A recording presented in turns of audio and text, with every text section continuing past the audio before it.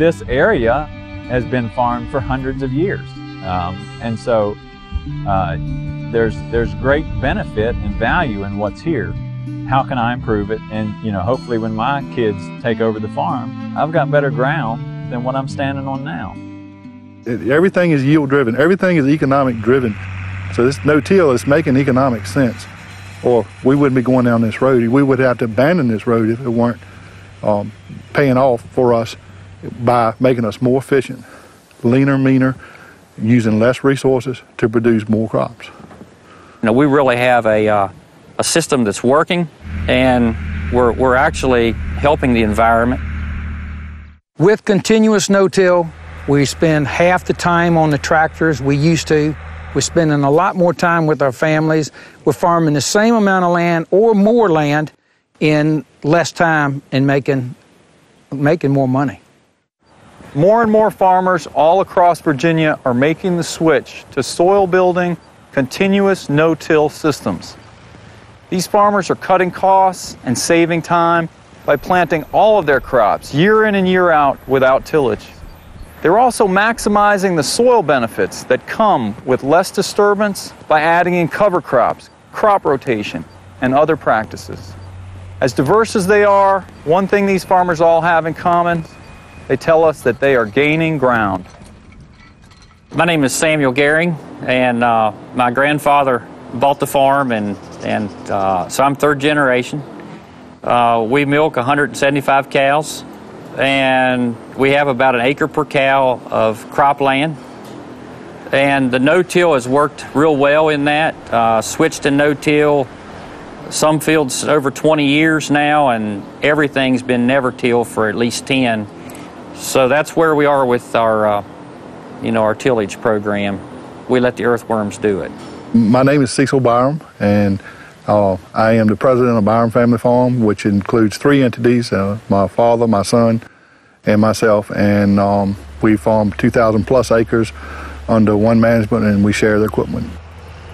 When we first started growing cotton in the early 90s, we were told you had to rip and bed and clean till all the cotton. Through technology advancements, we were able to go to less tillage with the cotton, and we went to strip till, and now a good part of our cotton is produced 100% no-till. My name is Jay Hunley, and this is a family farm. We go in the name of Cloverfield Enterprises, and it consists of my brother, my father, and myself. And we farm roughly 7,000 acres, growing corn, soybeans, wheat, barley. My philosophy on tillage is do not till. I don't ever want to see the soil turned if any way, shape, or form, if possible. And I think no-till is the only way to go. Well, we are contract raising Holstein heifers. We keep around 400 head. Since we've gone to no-till, I've seen some very positive responses. Some people seem to think that making the switch from conventional to no-till, you'll see a yield drag. We did not see that. My name is Paul Davis, retired extension agent after 28 years with Virginia Tech as a crop and soil scientist. I grew up here on the family farm. We're located right here on the Pamunkey River. The farm has 1,200 acres, but my father and I farm about 250 of it. We have converted every acre that we farmed into continuous no-till, and it has a cover crop on it. I'm Anthony Beery. We farm about 450 acres. We have 300 head of dairy cows, and we have some poultry as well. I mean, a lot of what we hear today is aimed at water quality. How do we improve water quality? And I feel like we're getting there with some of the practices that we're using. With this continuous no-till, we're making the water stay where it falls. We're making the soil a sponge. We're keeping the water here. We're keeping the nutrients here. We're growing organic matter in the soil. We're growing better crops because of it, and it's a win-win all the way around. My name is Dale Holland. I farm in Suffolk, Virginia. My son and I, we farm about 2,200 acres. About 95% of it is no-till, and some of it has been in no-till for 30 years. There are just so many benefits. I don't even know where you would stop at.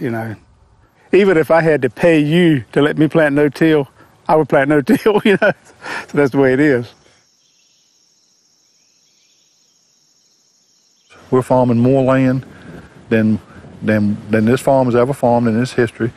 We're doing it with less people than it's ever been done, and we're doing it with less horsepower. In the spring, I don't have to worry about plowing. I don't have to worry about disking it down, harrowing, all these things that we need to do when we're in a tillage system. Just the two of us do all the planting and all the harvesting and spraying, and we couldn't do that if it was conventional till. We'd probably have to have 3 more people. Invariably, when we worked the ground, we pulled up a lot of rocks, and I've picked up so many rocks on this farm that, I just was tired of it, and my son was tired of it, and so yeah, there is a big time savings. And also in the fall last year, we were extremely wet. I could pick, and the people that were conventional till, they couldn't. They'd have to wait weeks to be able to do it. And I could get 3 or 4 inches of rain, a couple of days, I could be back on the ground, going. Over the years, with continuous no-till, we've really seen the benefit of our soil quality getting better and better. We've always known that no-till farming can reduce erosion by water and wind. But what we're finding out is these continuous no-till systems aren't just saving topsoil, they're literally rebuilding it. Rebuilding soil organic matter, soil life, and a more natural, stable sponge structure, the 3 key components of topsoil. We were working our soil, and I kind of concluded that we were just beating our soil to death. And now you can take a shovel or spade out in the fields, and you can dig, and you can about always find earthworm passages. The soil just has a structure to it that it didn't have before. To me, when you have all those earthworms in there, it's like running a subsoil, to open it up. So, to me, every year it just gets better, the soil does. So. I've seen the soil become this sponge that actually takes in the water instead of dumping it off down in the river or the creek or the bottom of the field. That's one of the long-term benefits of the no-till. If we can keep that water in the field, especially for the benefit of that crop, when that crop is growing, then it's a win-win situation. To fully appreciate the potential runoff and erosion from a conventionally tilled field like this, you really need to be out here during the most intense thunderstorm of the year. Since most people aren't willing to do that, here in Virginia we use a rainfall simulator to help our farmers tell the story of what happens when it rains really hard.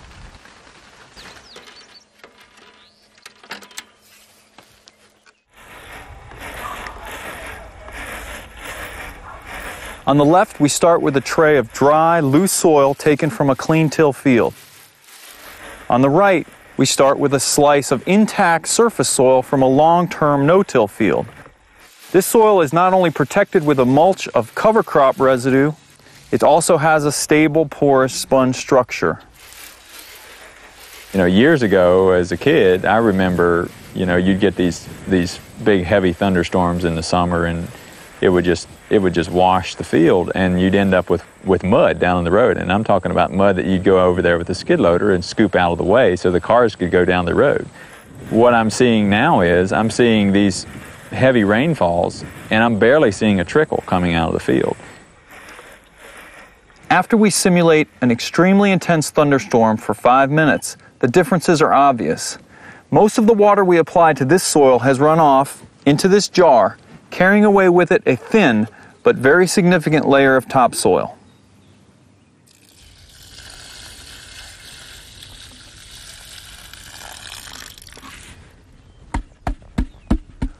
We just applied 1.5 inches of very intense rainfall to this bare, tilled soil.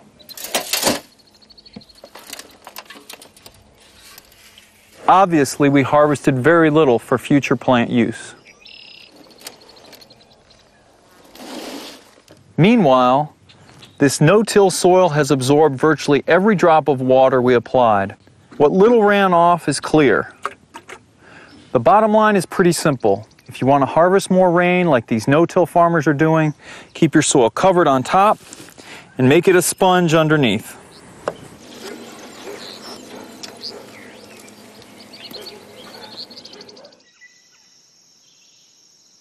Our yields, as far as I'm concerned, our yields have increased due to the no-till because of the water holding capacity. Where we used to work it up, the soils would dry out faster, the organic matter's better, which is going to increase yields.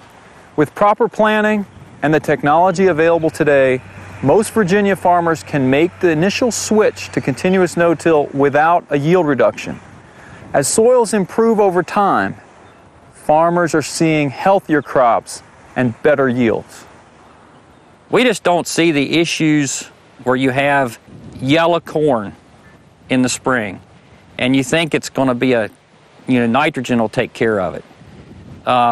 Maybe it was a compaction issue, maybe it was a nitrogen deficiency, but we just don't have those issues like we used to have. In the last 10 years, our yields continue to go up. I'd say they've gone up 25%, and we accredit it to the continuous no-till and the cover crops. You're not going to see it overnight, but if you give it enough time and just start working with it, it's definitely a plus. I would never go back to conventional tillage. The continuous no-till, I'd say, is the number one issue. Stop tilling, and then as soon as you get comfortable with that, jump right into having cover crops. That is a next step to increase your yields. Making the switch to continuous no-till will involve costs and challenges that will vary from farm to farm. But one of the keys to success for many Virginia no-tillers has been to take a systems approach. Not just parking the plow, but also adding to the farming system other practices proven to make no-till work better. 3 of the most important: cover crops, crop rotation, and compaction prevention. I think foremost in my mind, and maybe most dairy farmers' minds, is compaction because of the manure that we take it back out to the field. So we've really tried to focus on eliminating that compaction before it happens rather than going back and fixing the problem. We're also looking at the broader spectrum, the whole system, if you will, and maybe seeing what benefits we can get from a tillage radish with some of these other deeply rooted plants, alfalfa rotations, those kind of things, trying to think outside the box of just a conventional tillage option. Cover crops, to me, is one of the best things that you can do. It's anything that was left in the soil after you've harvested your crop. The cover crop should capture those nutrients, hold them in that plant. And of course, it helps with putting organic matter back in the soil. And you got to remember, the soil is alive. That's what it is. It's nothing but an organism. It's a living thing, pretty much. And you need to feed it just like you do any other thing that you raise in that field. An open mind is one of the biggest assets you can have in agriculture. And always be flexible and always be looking for a better wheel. There is no going back to clean tillage. Economics is not going to allow it. And we know so much more and we have tools to work with. It's important to use those tools wisely and be a good steward of the tools as well as the land. I believe that it's made me a better farmer and a better conservationist. I just enjoy farming now. I don't know, when one year gets done, I'm just ready to go into the next one. We love this land. We love what we do. We feel like we're some of the chosen few because we're still on the farm. We want to make this place a better place for our children and our grandchildren. The next generation hopefully will come on and they'll be able to prosper and pick it up and run right along with it. So, I mean, it's a big circle, you know, and everybody's in it.